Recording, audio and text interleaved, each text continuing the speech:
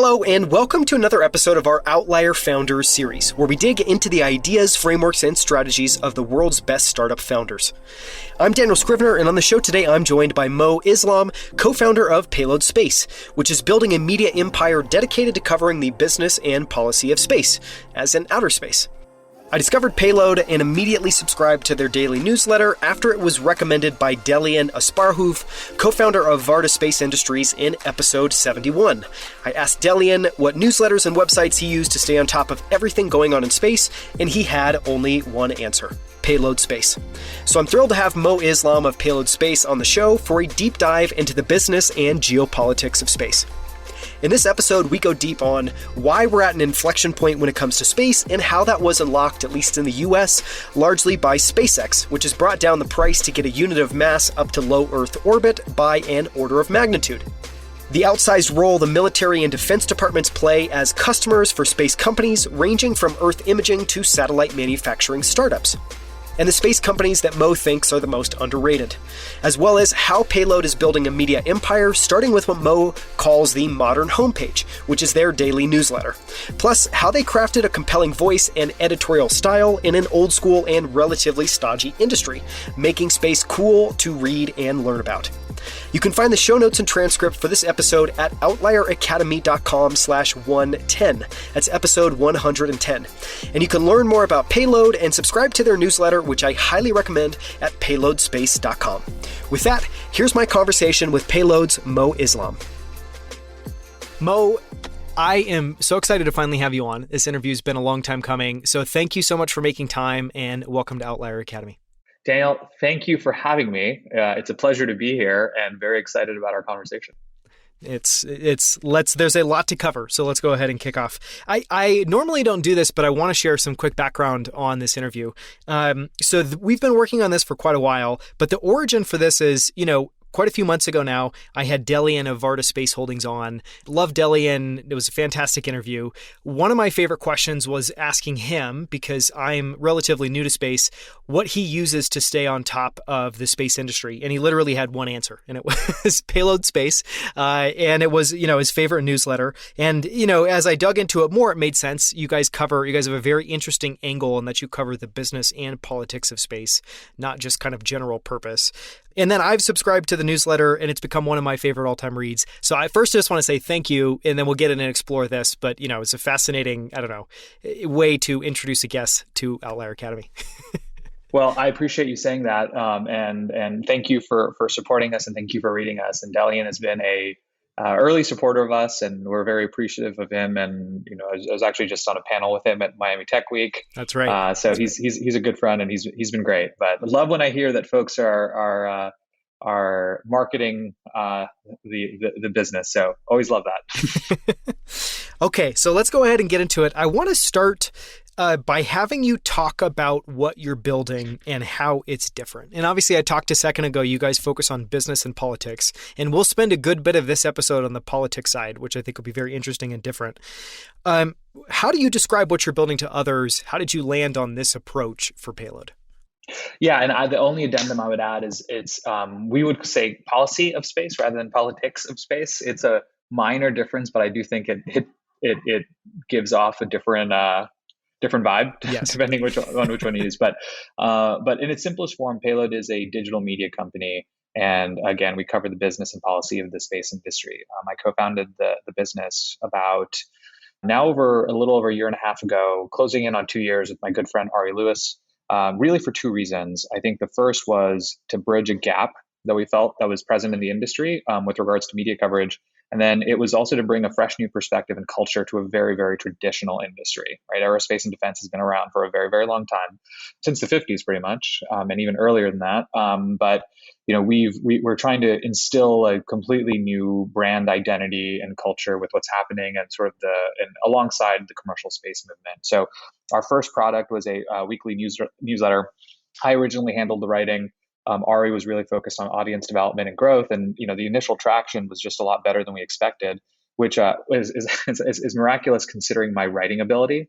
So I don't know how we got through that initial phase, but we had a lot of industry professionals that reached out to us, basically saying like how refreshing our takes were and style was. And I think the sort of seminal moment for us was like when we had a number of public company CEOs that signed up, which was for us to signal that, hey, we need to go out and properly build this. So over the past summer, we actually ended up raising a small seed round from a number of just awesome investors, which allowed us to go and like start hiring an all-star team. Yeah, that's amazing. I want to switch and talk about your background now, because all this is interweaved. I often think it's one of the lenses that I use to think about companies is thinking about the founders. And one of the questions I ask is this person one of the top 5, 10, 15 people in the world to build this business? And I think in this case, you are, especially for the way that you cover Payload. So give a quick sketch of your background and talk a little bit about when you first became interested in space and then how that interest evolved over time. Yeah, so I'll start with the first question. I have been interested in space as long as I can remember, literally as long as I can remember. I've always been obsessed, always wanted to be an astronaut. I know that's every little kid's dream to be an astronaut. For me, it just literally never went away. And I think that, I did, when I went into school, I was thinking like, okay, I'll pursue some type of aerospace engineering job and work for NASA. And that was always part of the plan. But somewhere along the line, I decided to become an investment banker instead. I had a college roommate who basically sold me sort of the vision and the glamour. And I'm from New York originally, so I didn't really understand it at first, but it ended up it became a lot more interesting to me. And I effectively said, okay, well, you know what, I'm going to give this banking thing a shot. And then within basically the first year, I was like, this was a terrible mistake. Then the rest of my time, I was just really thinking like, how do I get back to the industry that I was so passionate about? And, I realized that maybe there's ways that I can help on the financing side. And there was so much going on in the early days, even so, but really SpaceX was one of the big sort of key catalysts for the industry. And I was able to work on that deal when I was at JP Morgan. And that really helped solidify in my mind that I was like, okay, you know what, my place in this industry is through capital. Like if I can provide capital, if I can help other investors understand and learn what's happening in the industry, then like that can be my contribution to the industry. And that's how I can build my network. So that's really what I did for the bulk of my career. And I think it certainly has helped a lot in shaping the sort of investment lens of Payload. But I have to say, right, Payload is definitely a team effort, right? And from the early days, the fact that Ari and I had such different backgrounds really helped our ability to execute. Like Ari really is the media guy, right? He has a media and he has a policy background. He's consulted for media businesses, and he also started one of the largest tech associations in Ohio. And, my career raising and investing in private technology businesses, I think that just kind of gives us like a bit of a dual lens when it comes to what's happening in space. That's sort of like, I think, helped us really get off the ground. But really, I think the catalyst that's really helped us grow in the way we did was really hiring Ryan Duffy from Morning Brew. He was our founding editor. And he was really at the Brew, he was responsible for building the emerging tech vertical, and he ended up helping it grow to a few 100,000 subscribers. So it was very obvious to us when we originally were thinking about, okay, what do we want Payload to be? Like, I hate to use analogies to describe our business, but like, the Morning Brew of space. And he said, who better to help build the Morning Brew of space than someone who's so instrumental at Morning Brew, right? So Ryan was an excellent first hire. Rachel Zisk, who previously worked on the FT and Popular Science as a science writer, was our second hire. And we most recently brought in Jess Liss, who has worked on both the policy side and the media side, working at Insider Intelligence. But really, I think the one key thing you'll notice between all of those people is neither one of us have actual space backgrounds. That was very, very deliberate. We specifically said, if we're trying to change the culture of space and like the way space is covered and the media side of space, like we need to really take a very ground up approach, from bottoms up approach. And to be quite honest, in the beginning, we just didn't know if we were going to make the right decision or if that was the right decision. And looking back on it, it was absolutely the right decision, right? So we just hired smart people who understood science, who understood business, and who had a passion for the industry, most importantly. And, we've been able to just have a completely different lens on what's happening. And I think that's really helped us grow as quickly as we have. Yeah. Well, I mean, I think that also really helps match the approach or the perspective that your readers have. Yes, it sounds like you have some insiders that are obviously subscribing, but by and large, I think it's people who are fascinated by space, want to stay on top of it, but they're not people that are working day in and day out in the industry. And so I think that outsider, lens is really helpful. I want to talk a little bit about space first, and then we'll come back to what you're building at Payload. And I've got a lot of questions there. But, the way I wanted to kind of kick off the space portion of this interview was to talk about the fact that we're at an inflection point. You use that to talk about Payload. And for anyone I think that's following the industry, you can kind of feel it. Even just something that happened recently, what Rocket Lab did their version of basically catching a booster that was coming down where they caught it via helicopter. Totally crazy different approach, a first for them, a first for the industry being able to catch that. And so we're still in this moment where you're seeing these firsts continue to play out. And there's a lot going on. So, maybe start from there. How would you frame up the inflection point that we're at? And what does that feel like? How do you see that day to day? Yeah, so I would say that the inflection point that I'm really referring to is it can be dialed down to two key reasons, right? And I think the first is more on the investor side, on the financing side, the investor appetite to actually fund commercial space initiatives. And I think the second piece, and I'll get into the first piece in just a second, but the second piece is really this like Elon Musk inspired sort of iterative nature of company building, right? That's been very prominent in Silicon Valley, but now is actually something that's being addressed and sort of taken in as an ethos within commercial space, right? That's never happened before. So if you take a look, for example, on the financing side, there's been an incredible amount of capital flow in the industry recently. I think last year the number was something like 8 billion was invested in startup space companies, which broke the previous record by about $1 billion, right? So it's like 7 billion, now it's 8 billion. And I will say that it's end of May right now, right? We're chatting and the market is in complete disarray. There's a lot of macro issues that we're seeing across the board. Space is a bit insulated, and we can talk about that later, but space for geopolitical reasons is insulated from a lot of it. But there's no doubt that this sort of near-term slowdown will also affect space. I think in the near term, there's going to be some, especially with the SPAC sort of implosion, there's going to be some folks who say, okay, let's actually just take a step back and see what we are investing in and sort of the R&D cycles and how long these companies are going to take to actually be positive on the profitability side. So as investors recalibrate, I think that's going to create a little bit of slowdown, but we've definitely opened up Pandora's box, right? In a way that it really comes down to how investors perceive hardware-based industries. When you look back at the global financial crisis and you think about the companies that were actually formed during that time, like Slack, Uber, Airbnb, Square, Instagram, WhatsApp, right? They all started in the midst of the crisis. So it's really interesting to think that, and these are all companies that have really shaped the modern era of mobile compute and enterprise and consumer technology.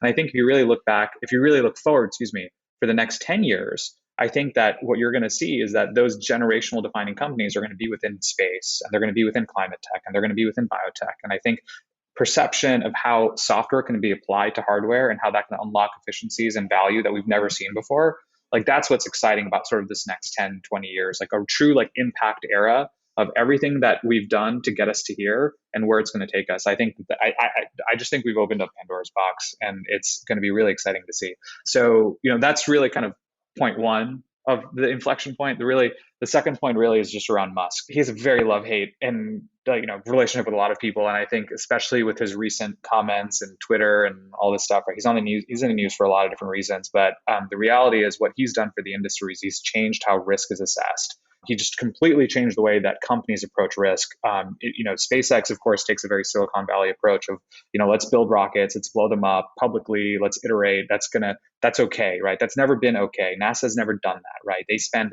billions of dollars of developing and testing before they even launch, right? Now, SpaceX and Musk has turned that upside down. They've created this feedback loop for the industry that's never existed before. And, I think that that's going to create a lot of opportunity, and it's changed the way investors look at risk. It's changed the way companies look at risk. And, there's going to be a lot more to say about that. That to me is sort of what's led us to this inflection point. Yeah. I'd love to try to talk about, I guess, a couple of pieces of that. And one is, I want to come back to the Musk point, but I first want to talk about the business of space, because something you've alluded to a little bit that I want to dive into deeper is the fact that space has a couple of different customers. One of those is industry. You can think of something like Varda Space Holdings and the fact that Delian brought up that Merck has been spending, I don't even know, it's 10 million, 100 million, something like that, on the space station, on the International Space Station to do drug development for quite a while. And they had a breakthrough with Keytruda. That could potentially happen on a bigger scale with stuff like Varda and some of the other companies that are being built. But the other side of the business is defense, and it's very, very, very different. Talk about that side of the business and talk about how that shapes how space companies think about revenue, how it shapes just the business equation of what it means to succeed as a space company. There's sort of a reason why the industry is called aerospace and defense, right? I think they've always gone hand in hand. And if we really even go back to the 50s, the father of rocketry, right, Wernher von Braun, was part of the Nazi Party. He built the V2 rockets. So I'm not going to go into the politics of who he was, but he was part of the party, and he built the V2 rocket that were used against all of Europe, very famously in London, right? So this was the guy who built the Apollo era Saturn V rocket. And, effectively what happened is at the end of the war, the US and the Soviets all kind of descended upon Germany and said, we need to make sure that we hire these super smart people and basically give them two choices. Either you're going to prison or you're going to come work for us, right? And we're going to give you citizenship. Anyway, so there's a lot to say about that topic. But eventually, right, he was brought to the States and he's helped accelerate our space capabilities. And at the end of the day, when you really think about rockets, they're bombs. And we've used them to now explore sort of the great beyond and not just use them to kill people. But I mean, if you really think about it, right, everything has this dual use. Rockets are obviously dual use for clear reasons.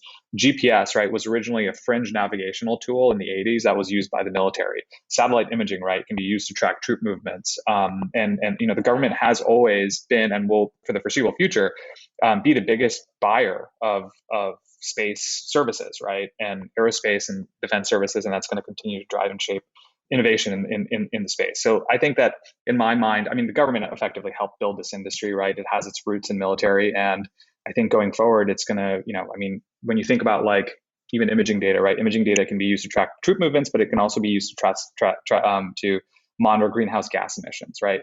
GPS can be used to guide military planes. And it can also be, help you find the quickest way to Chipotle, right? So space tech has dramatically changed our way of life. And I think one of the biggest issues of the industry is that a lot of civilians don't understand the power of space tech. And that's one of the things that we are trying to solve, helping folks understand this industry is actually phenomenally important to what we do every day.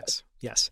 I mean, I think one small lens that I've seen that through is satellite imagery. One from it being used by newspapers like the New York Times to do reporting about Xinjiang and, or the Ukraine war, to even just, small little footnotes like one of the pieces of military assistance we're giving Ukraine is basically opening up and giving them satellite imagery access, and also satellite imagery is heavily regulated in terms of what you can see and what you can't see by the government.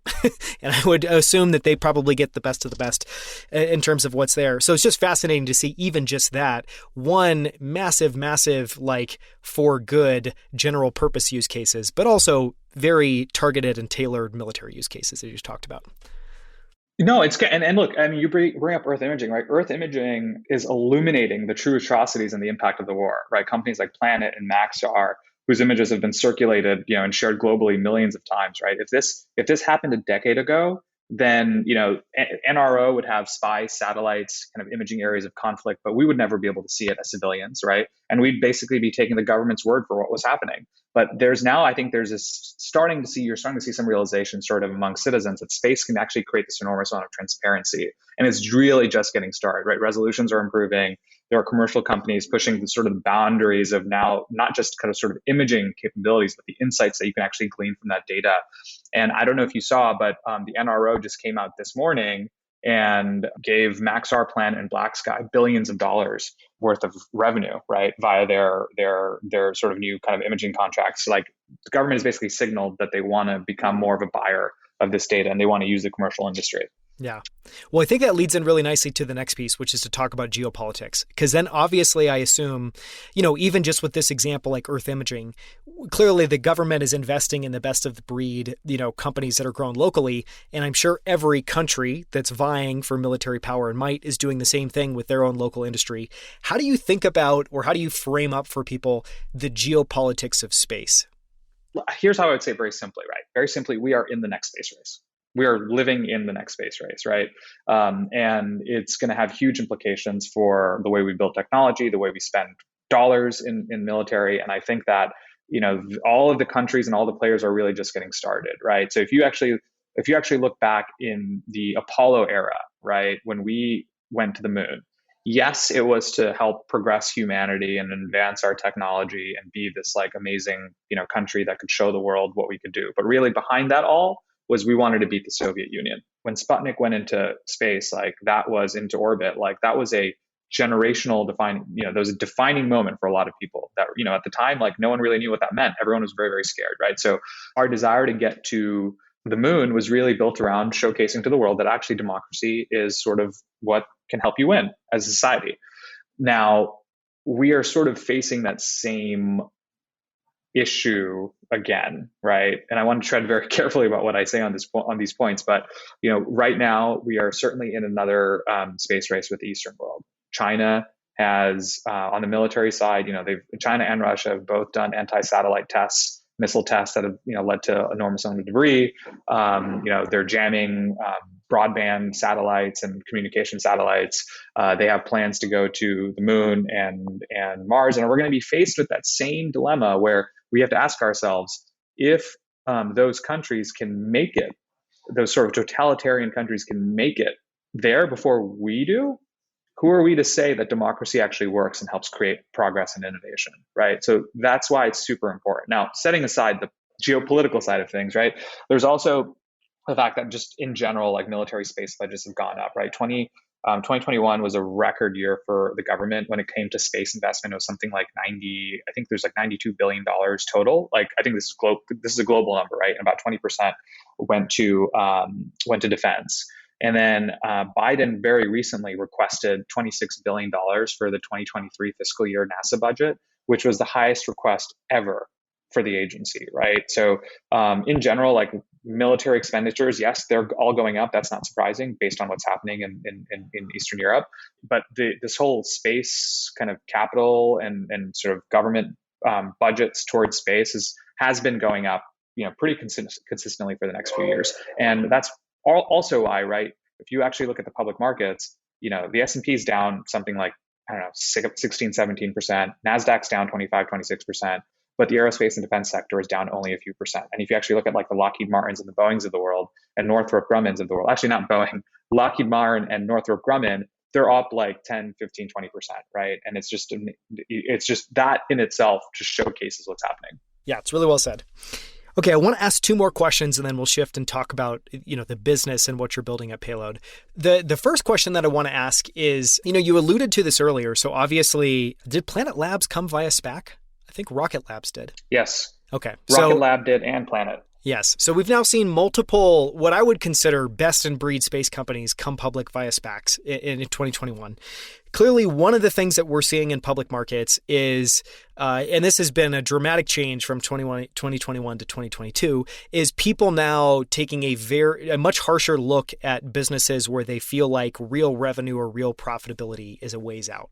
And one of the questions I've always kind of thought to myself for the space sector is how to think about it, because it just seems fundamentally very different. Number one, it is not capital intensive. Of course, massive amounts of capital and massive amounts of investment, especially upfront. And then two, I guess I sometimes struggle to come up with a great answer of how much bigger or how much more money is flowing into the industry, say 5 years from now or 10 years from now than what we see today. So I won't ask you any of those questions. Those are maybe a little too in the weeds. But I guess the question I would ask is, how do you think about a space business? And maybe you can give a specific example like Rocket Labs or Planet Labs. Is it important that they have revenue and profitability today? How, if you were there, how would you think about that? And how do you, maybe in conversations with CEOs, how do CEOs of private businesses that are going to be public think about profitability and revenue? Just seems like an interesting moment in space. Profitability, the age-old question. So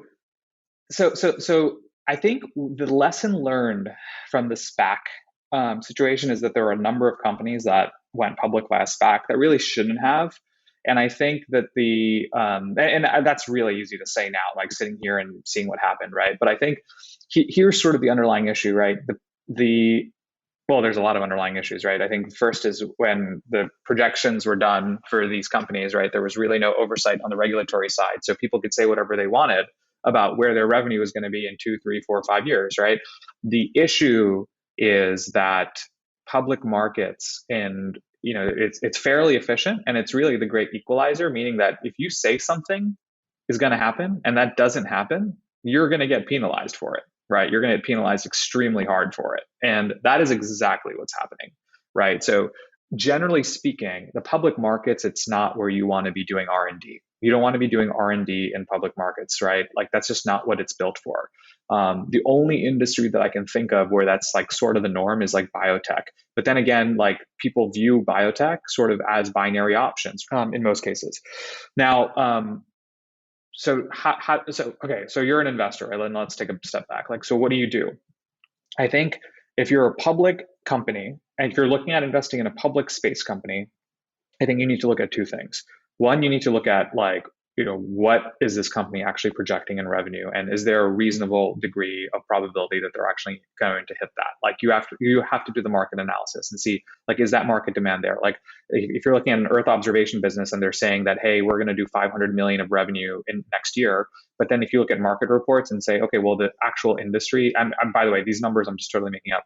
The actual industry is, I don't know, 4 billion. Right. So the question becomes like, okay, can this company be 500 million of the $4 billion?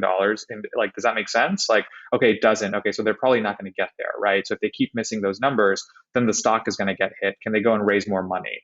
Right. I think that's the other issue, right? If you, in the public markets, in order to raise money, you need to do follow-on offerings. And if your stock price plummets, right, that's really not a good situation. Right. So you also have to look at burn. Like how much money is this company burning, and are they going to actually be able to meet their targets, and are they going to have enough cash in a year or two before they need to raise more money? And these are companies that I'm also assuming from day one aren't profitable, right? And in most cases, a lot of the space companies that are public are not profitable. Now, taking aside the public space companies, what I would say if you're looking at the private side, I think the question is a little bit, I mean, you can sort of use the same lens in terms of like, how much money does this company need to actually get to their end product? If they're still in R&D phase, if they're building some type of new launch mechanism, how much money do they need before they can actually send that, start testing and send whatever they want to in space? And are they going to have customers? And do they have a pipeline lined up, right? Those are the questions I think you need to ask. But in general, you're starting to see more and more companies that are like, kind of like, what I would call second and third order products of the space economy that are doing, they're building XYZ product or service, but it's dependent upon a first layer of the economy, like, fuel depots in space. Really, really interesting. But in order for, I know that will one day be a product that we need. But the question is, in order for you to actually build that into a thriving like business, there needs to be a lot of things in space that actually need that product and service. So like, how long will it take before there's actually going to be a demand for that product? And if it's going to take 5 years, 6 years, fine. So like, how much money does this company need to raise, or do they have enough money to get them to that point? Right? Those are the questions you have to ask, and you can never assume that the market is going to be there.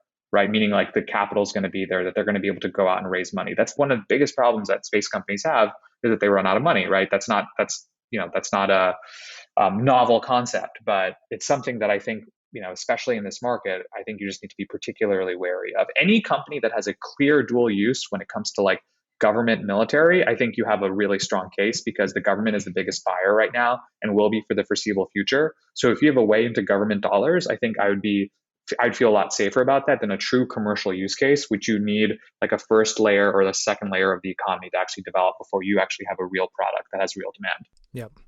Just on that question, just going back to multiple times now, we've already discussed that the government is the biggest buyer, the biggest source of revenue, the biggest customer today. When do you think that might change? And who do you think that, next customer would be? Is it effectively industrial use cases? Is it just space companies using each other's products almost like an ecosystem? How do you think about that? Because I guess one thing I wonder is just A, will that ever be true? So I'd love your thoughts on that. And then B, what would that look like in your mind? What could that look like? I think that the government will be a huge buyer for a very, very long time. That's just the reality. I think that the commercial customer really just depends on what kind of vertical within space you're talking about. I mean, if you're talking about, for example, satellite imaging, right? There's a lot of use cases that the industry has been talking about. Everything from insurance to mining to agricultural tracking crop yields, to monitoring greenhouse gas emissions, and obviously there's a climate angle, of course, to all this, right? So I think those as the imaging data becomes cheaper and cheaper, and I think there's also an argument of whether it becomes commoditized or not. I know that's a sort of back and forth in the industry, but I think it just so sorry to answer your question. I think it just totally depends on what vertical. Like there are going to be certain industries where it's just going to be the industry, like really as the customer, right? If you think of like, for example, like what Hadrian's doing in terms of verticalizing the aerospace and defense supply chain, right? Most of the folks that are going to be using that product are clearly industry, right? Versus like, Earth observation or communication, or, launch, right? So I think it just depends on the industry. But I think commercial is coming, there's no question, because costs are coming down. And, the one kind of elephant in the room that people do talk about, but, I don't think it's too widely used in discussion right now, especially with business models, is what Starship is going to do. Starship has the ability, and I'm very confident that Elon's going to pull it off, but Starship does have the ability to drop launch costs another order of magnitude. And that does dramatically change unit economics and business models for a lot of space companies. And it's going to be very exciting what that does to the industry. Very, very exciting.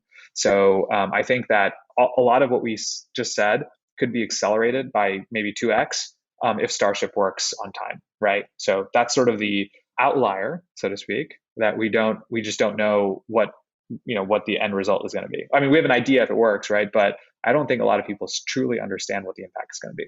Yeah.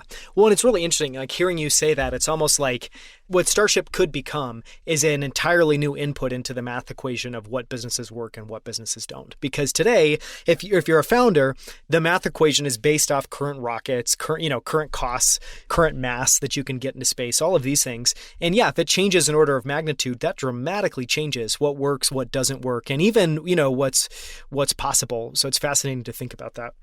I want to ask kind of a final question, which is there's a lot of stuff going on in space. We've talked about Earth observation. I was going to say recently, too, I saw a company deck that was basically marketing that they think a future use case of Earth observation is when you have a wedding to basically get satellite images of your wedding, which I thought was funny. I don't know if that's totally going to work. Yeah, we need to get to a much, much greater resolution quality than what's commercially available. And the government also has to approve that we're allowed to take pictures of Earth at that resolution quality. So that might be a little ways away, but it's certainly not an impossible thought. It could happen. I don't know if you want to be looking at everyone's, top of their heads, and maybe there's another angle there. But anyways, it's interesting.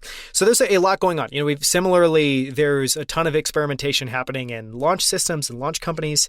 So I guess the question I would just ask in a super wide open way is, what do you see that's really exciting? And that can be industries, that can be particular companies. And what do you think doesn't get enough attention that we should be talking about more, or that people maybe aren't noticing that's kind of beneath the surface? I think this kind of dives into your second part, which is a little bit under the radar. But I think companies currently that are building reusable second stages, right? So when you think of a rocket, right, in traditional rockets, right, you have two stages where the first stage, often the larger part of the rocket, helps accelerate the rocket to the upper parts of the atmosphere. So in the case of Falcon 9, about around 75, 80 kilometers, in which case the first stage jettisons off and then returns back to Earth, right? So except then the second stage goes off, reaches orbital velocity, sends the payload into its proper orbit, but then the second stage kind of either continues to float into the atmosphere, right? Pretty much, or not the atmosphere, just into orbital debris, right?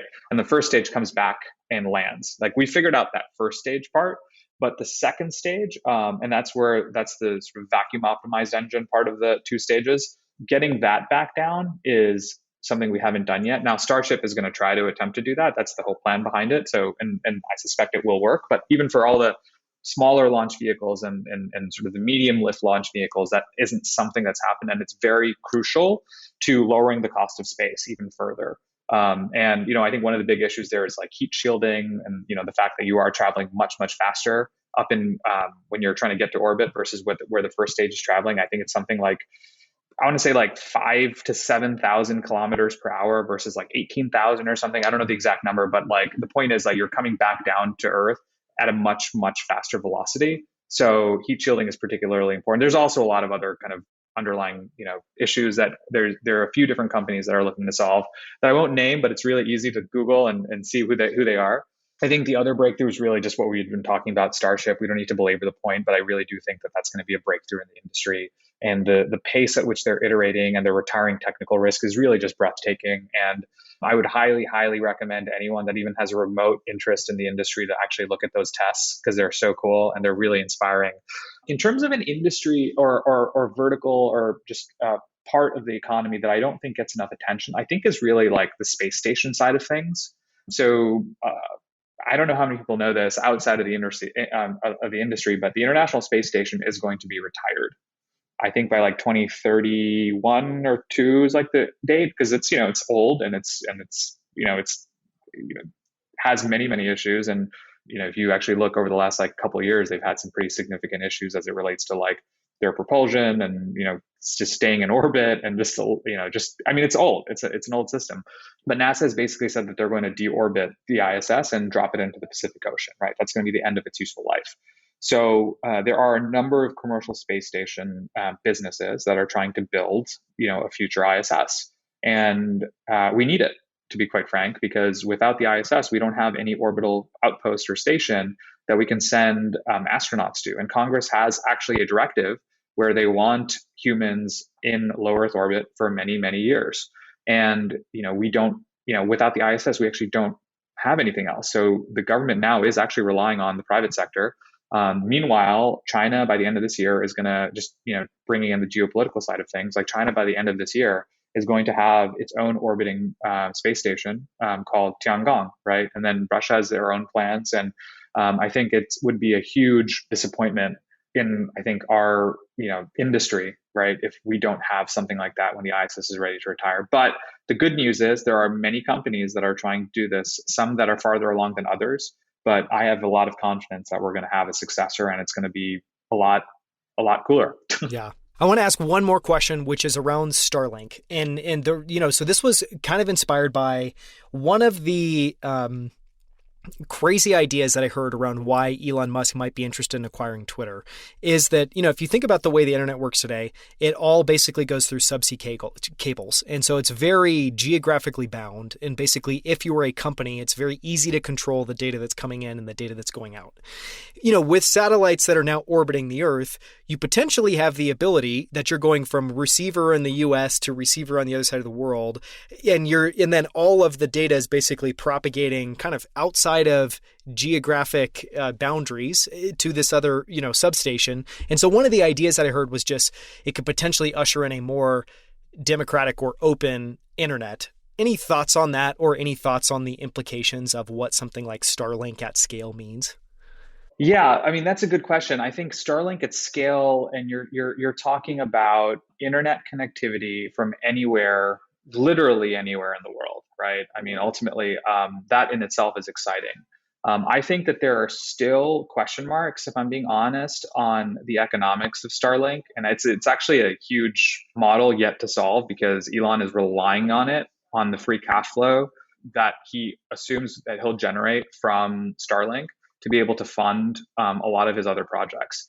The obvious reasons of why internet connectivity globally is so important is that there's still parts of this world where there's no broadband connectivity, and it's a huge issue in terms of country development, in terms of education, in terms of just general progress, right? So Starlink can definitely, especially if they can get it cheap enough, it'll be massive for all those reasons. Of course, we also know that in Ukraine currently, they are using Starlink. So you can already see the benefits of what it can do in disaster scenarios. And Starlink is used in situations like that all the time. Now, some thankfully, most of that is not always in war-torn areas, but also, when it comes to, like, natural disasters, or like where, when you don't have cell towers and you don't have the capability to connect, satellite broadband can definitely, achieve that goal.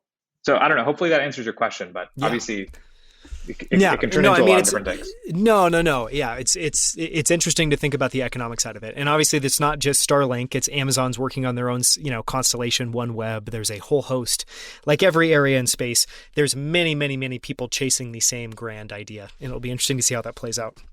I want to transition and talk about payload space. And where I wanted to start first is, I think I want to start with the brand voice. You talked about being the morning brew for the space industry. And, you talked about bringing Ryan Duffy in, I think, as a founding editor of that.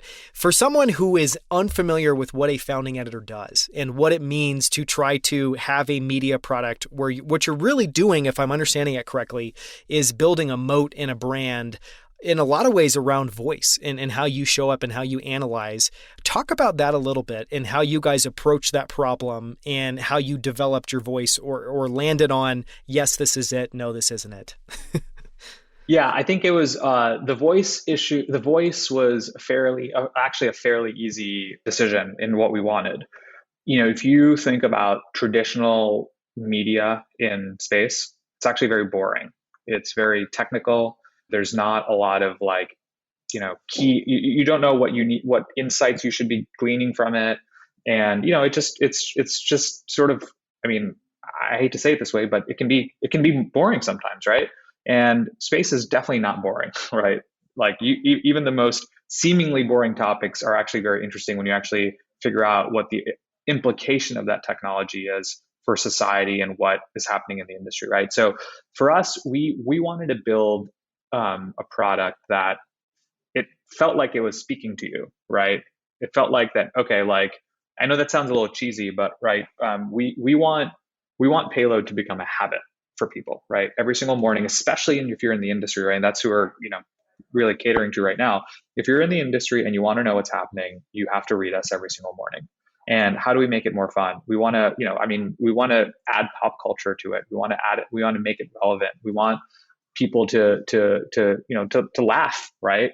Like we want to throw in jokes. Like, Ryan threw in like a, joke the other day from like Mean Girls, right? I think like that pop culture reference, which like you'll definitely like, not everyone will get it, but those that do, it's going to be really resonating for them, and they're going to really enjoy that. And for us, the other side of it is like, space is becoming a lot younger, right? That's just the nature of what's happening. Like there's a lot more people who are interested in what's happening in space, who are, engineers in other industries, software engineers, mechanical engineers, who are like, hey, like I could work in this really cool new industry, right? So like we also wanted to kind of cater to a younger generation that wanted, that they want bite size, they want quick, smart, as Axios would say, it's smart brevity and insights, right? And that's how we're kind of thinking about how we tell the story of what's happening. Yeah, super interesting.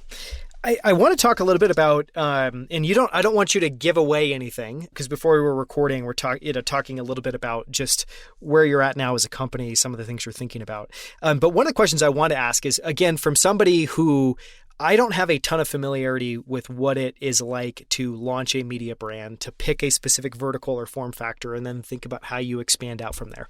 But I would assume that, it's very much an exercise of the ambition at the end of the day is very large, and you need to choose exactly where you're going to focus your resources early on. So what I wanted to ask was, how did you go about making the decision to focus on a newsletter? And maybe for those of us that aren't familiar, why is the newsletter a thing to focus on?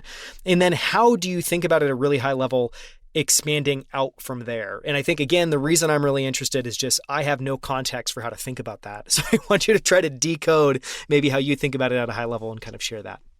Yeah. So like to your point, right, we're a newsletter first product. And, it really is, it goes to, and I don't actually know who said this quote, but it's an important quote, and that it's one we sort of live by, which is like, the newsletter has become the new homepage. We live in a world where most news is read on mobile. And there's been a huge proliferation of newsletters, especially with the success of companies like Axios that have, there's so many businesses that have built on the concept of emails and smart brevity. And the way that consumers consume media and news has changed very significantly, right? And that's one of the things that we really wanted to tap on. The other side of the coin is really like, it kind of comes down to the revenue model, right? The way you generate revenue as a media business is generally through ads. And right now, there's a huge opportunity in advertising for media in general, I think, like just sort of new digital media, but even within space. What I will say really quickly and why we decided to do the newsletter format is one, because it's sort of our top of the funnel. It's free, right? And it's always going to be free, at least as the current product stands. And we just wanted to create something that should grow a huge audience, right? And it's a lot harder to grow an audience in the very beginning if you charge them for a product, right? So for us, it's like, let's build a huge audience. Let's make the newsletter at the top of the funnel. And then over time, we'll figure out other products that could be more monetizable for us. And we're launching a podcast actually next week. We're thinking, we're doing webinars, we're doing events, we're going to do a paid research product down the road, but it's going to be different from the core newsletter, right? The core newsletter will always be free, but we're going to have a paid product down the line, right? But ultimately, the newsletter really is the top of the funnel because it's just how people consume these days. No one really wants to click out. I mean, I don't know the last time, you may have gone to like wallstreetjournal.com or New York Times or CNN or what have you, right? Most people now just read like their news like on this, right? And that's just how the industry's evolved, right? So that's why we decided to go down the route that we did. Yeah. That makes sense. And so talk a little bit about what that vision looks like. Like, what do you hope Payload looks like in 10 years' time? Is it having a broadcast program? Is it going into other mediums? Or is it just expanding out thoughtfully, as you've talked about, of you have a newsletter, then it's a podcast, then it's potentially paid research, and you're just kind of organically growing that surface area over time? I think the vision answer to that question is, I would love Payload to be the most important voice in the industry. Like, success for me would be if we became the largest and most respected media company in space that can help inform decisions for the most influential people in the industry. Whether you're in policy, whether you're in commercial space, whether you're an investor, a member of the C-suite, or just starting an internship, right? And I do believe that we have the right team to achieve that goal. But that really is the goal, right? The goal is like, how do we become the most important voice in the industry?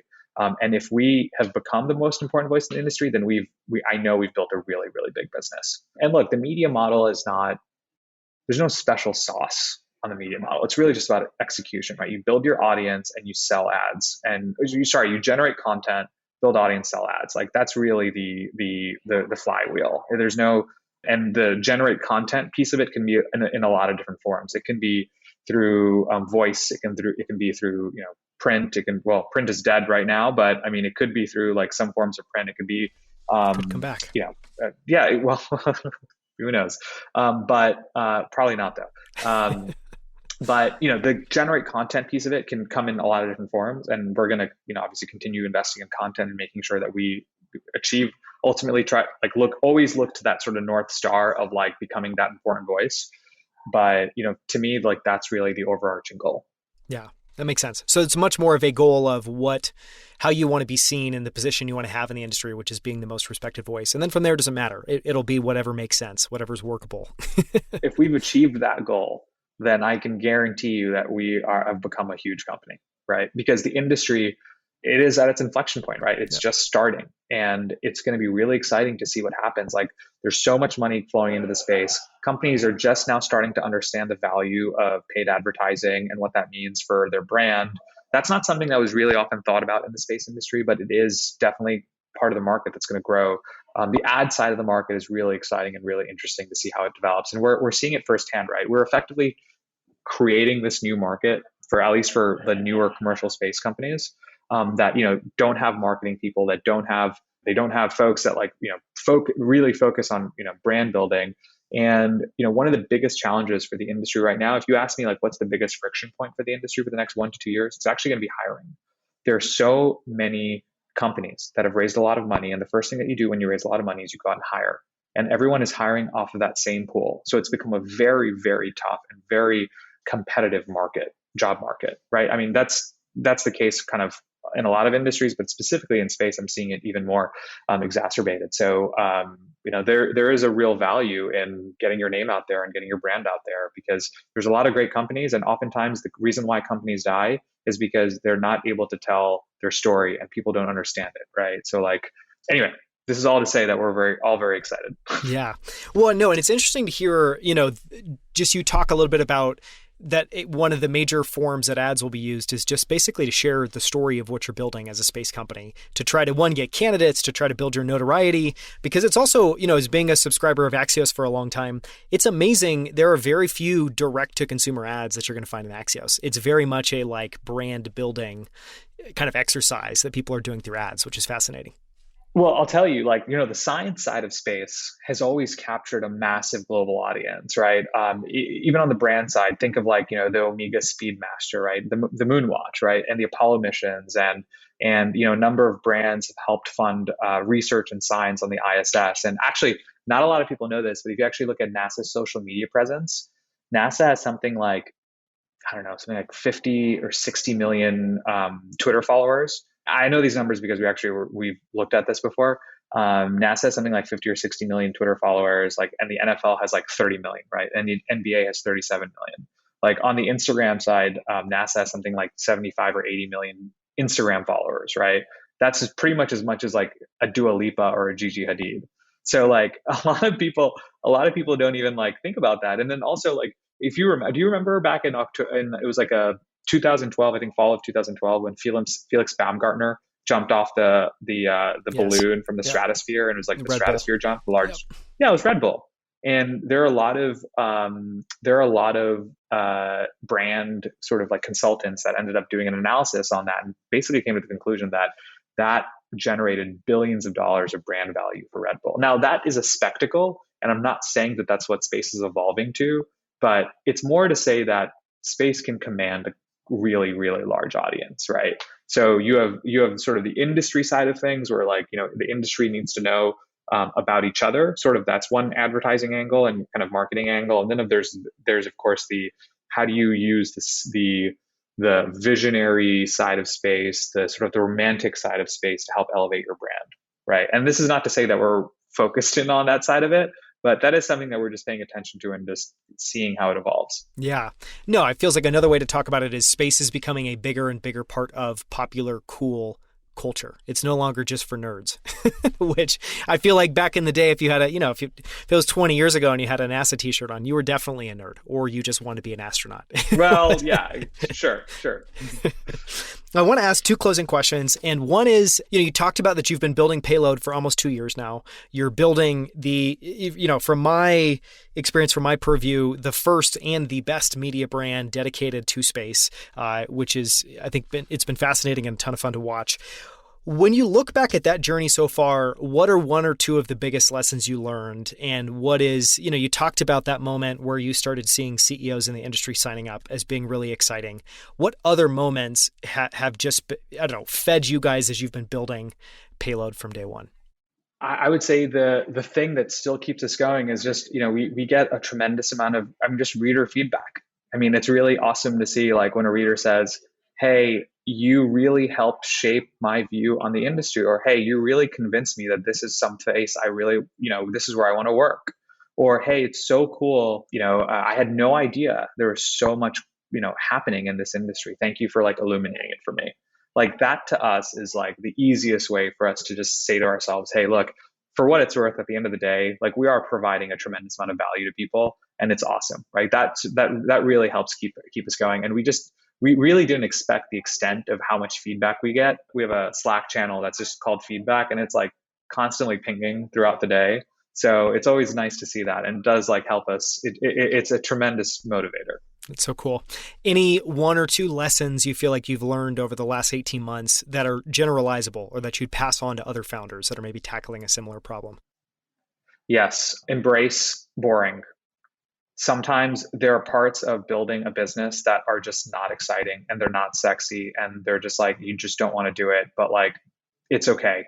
Not every single part of company building is like, oh, you just won this great contract, or you just closed this big customer, and like, let's celebrate. Most of it is actually not that. Most of it is just, dealing with like, I don't know, HR stuff. Like we're actually dealing with this like administrative issue now that we have on the HR side. And we're just like, we like didn't register something with one state. And it's just like, am I really going to spend half my day on this? But like, you know what? That's just part of it, right? And you just have to be okay with it, and you just need to do it, and you need to move on, right? So embrace the boredom is what I would say. No, that's very good advice. Okay, last question. We're at an inflection point. Clearly, part of that is it seems like future generations, space will have a much, much bigger place in their life, whether it's just news that's happening, whether it's the industries that they work on, whether it's, having their own satellite up in space. Try to paint a little bit of a picture of what you hope space looks like 20 or 30 years from now, and what do you hope that it looks and feels like for the next generation? I think this is my bold prediction. I'm going to say 30 years, not 20 years. I'm going to say in 30 years, if you want to go to the moon, you will be able to go to the moon.